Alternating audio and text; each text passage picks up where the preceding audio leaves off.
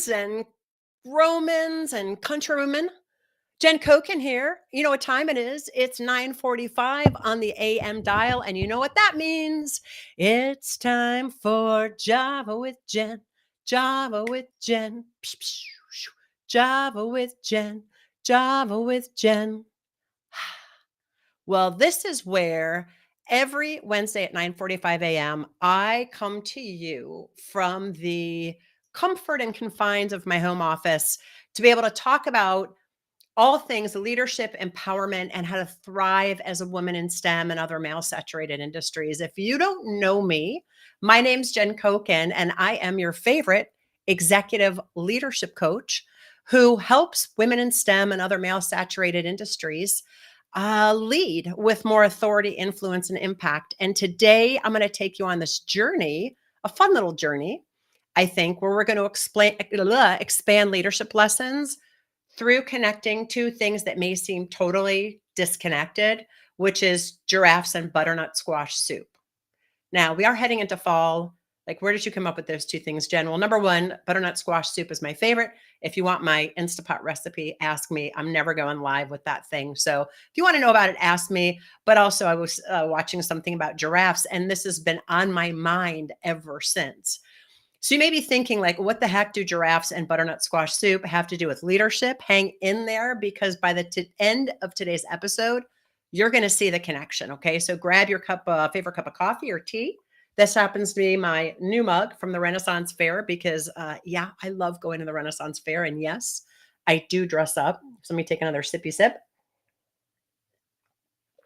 And let's dive in. So there's really three lessons about connecting giraffes and butternut squash soup. The number one connection is embracing creative problem solving. So a lot of times creativity gets overlooked or can get overlooked in the world of STEM and other industries like aerospace and broadband and pharma, because things feel very calculated or linear in a lot of ways. But here's the truth. Some of the best solutions to complex problems come from unexpected connections, like my brain connecting giraffes and butternut squash soup. So think about it. Have you ever had a moment where the solution to a problem did not come from your textbook? It didn't come from what you already knew. It didn't come from your technical training, but from something completely unrelated. Like maybe you were watching a film, or maybe you were cooking something. Or if you're like me, I get some of my best ideas in the shower or when I'm around water. You know, if I'm out by a lake, I get great ideas.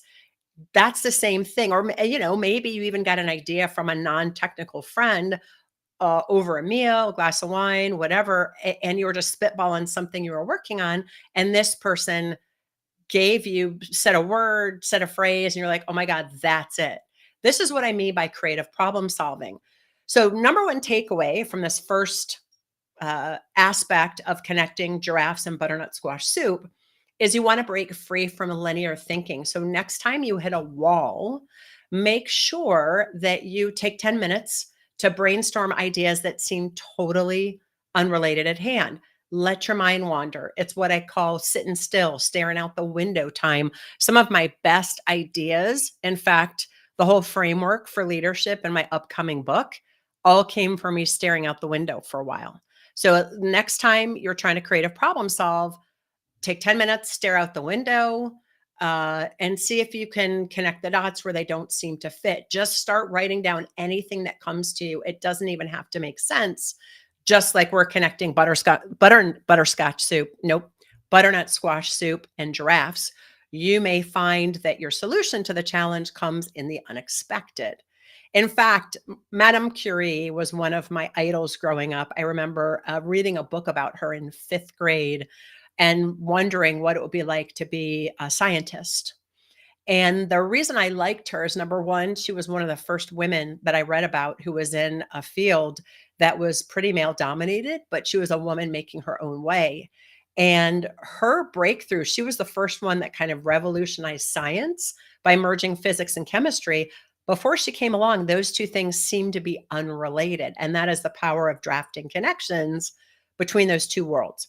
So that's number one, creative problem solving. Take 10 minutes, stare out the window, let your mind wander. Number two, how do you stand tall in a male dominated industry. It can be hard. And I always talk about how if you feel like you've been trying to whittle yourself down to fit in, don't whittle yourself down to the round hole, make the hole squarer. Stop whittling, make the hole squarer. So giraffes are unique. They are tall, literally.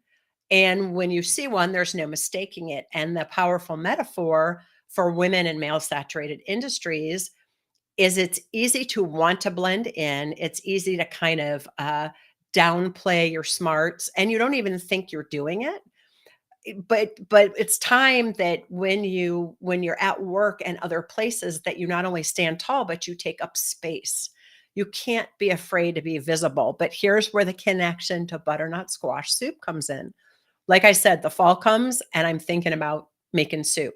Butternut squash soup is nourishing, it is comforting, it's grounding. It reminds us that while we're standing tall, we need to stay grounded in who we are. So being visible doesn't mean you need to change who you are to fit into a mold. You don't need to whittle yourself down to fit into that.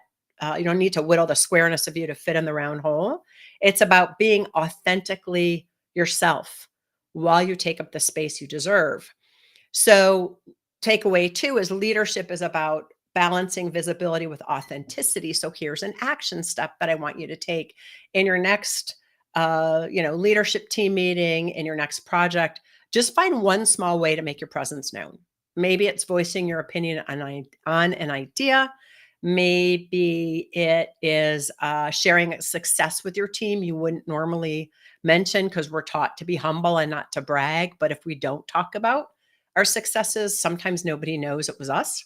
So blah, blah, blah, stand tall, be true to yourself because your unique perspective and is your greatest asset. And the uniqueness of your perspective comes from you being true to yourself, being authentic. Remember, authenticity, AUTH, is the Greek word meaning self. So stop looking outside of yourself to figure out who you are. It takes time to discover that. So stand tall, but also stand tall, take up your space, but also be true to yourself. That's the connection between standing tall as a giraffe and butternut squash soup. The final thing is make unexpected connections as a leader. So, when I was this thing has been on my mind since Friday. And I started joking, or Thursday, I started joking about it with my friends. And this, I'm known for my non sequiturs. And I was at a friend's birthday party, and another friend pointed out, yeah, this guy's like master of non sequiturs too. And I just turned to him like, so butternut squash soup and giraffes. And he looked at me, he's like, "Yeah, I harnessed and rode a marmoset last week, same thing." And we just went off on this weird tangent. So, these two things are unrelated. Why connect them? Because being a leader in STEM and these other kind of linear industries and male saturated industries, traditionally engineering, et cetera, it really requires you to see connections where others don't. So giraffes and soup, butternut squash specifically, may seem unrelated, but they both represent qualities that are important to us as leaders, standing out and staying grounded. And that's essential to leadership. So look, as leaders, especially in STEM, we can, and also because not everybody is at the office anymore, we're hybrid working, and we can silo ourselves, not just silo ourselves to our team, but in our way of thinking, like one discipline, one approach, and also silo ourselves into this is the way it must be done. So we want to break free of those chains of siloing ourselves, because that's where the real innovation happens. When you allow yourself to connect ideas from different fields or perspectives, that's where the magic happens. And I found a great example with Ada Lovelace. She was a mathematician, and she's often credited to be the world's first computer programmer. But her genius didn't just come from her technical ability. It came from the fact that she connected her knowledge of technology with music and poetry. And she began to see numbers in music and poetry. She saw computers as more than machines. They were tools for creative expression, which most people don't even think about. So that's the power of making unexpected connections. So as a leader, train yourself to see the bigger picture. I don't know, try it once a week. Dedicate 15 minutes to reading something outside your field, maybe enough. I just read one, by the way, called Queens of London, which was amazing. It's a historical fictional, well, it's historically accurate, but a fictional account of one of the most notorious girl gangs in London, which is super cool. But that's why I read that kind of thing when I'm not working, because it helps my mind wander and be creative. And that's also why I'm involved in my local theater, because it brings in that creativity for me. So think, take 15 minutes to like read something not associated with your field. Maybe watercolor, maybe doodle, maybe do a cooking, something cooking or history or something that's completely disconnected. And you'll be amazed how these often unrelated ideas can spark new solutions to some of the challenges you're facing in STEM. So, to wrap it up, ready? One, embrace creative thinking. Two, stand tall in your field while grounding yourself in authenticity. And three, make unexpected connections. So the next time you're working through a problem or you're facing a leadership challenge, remember our giraffe and our butternut squash soup. They may seem like an odd pair, but they represent everything you need to stand out and lead authentically as a woman in STEM. So thanks so much for joining me for this week's Java with Jen, Java with Jen.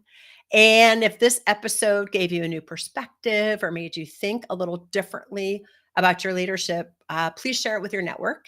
And as always, I'm here to help you grow and thrive in your leadership journey. And P.S., if you want my Instapot, like literally 10-minute butternut squash soup recipe, happy to share it. Just let me know in the comments. And until next time, remember to stand tall and stay grounded. It's much like yoga, like root down to rise up. If you've ever studied yoga, same thing, stand tall, stay grounded. Root, it's kind of the opposite, root down to rise up, stand tall to be grounded, and never, never, never stop thinking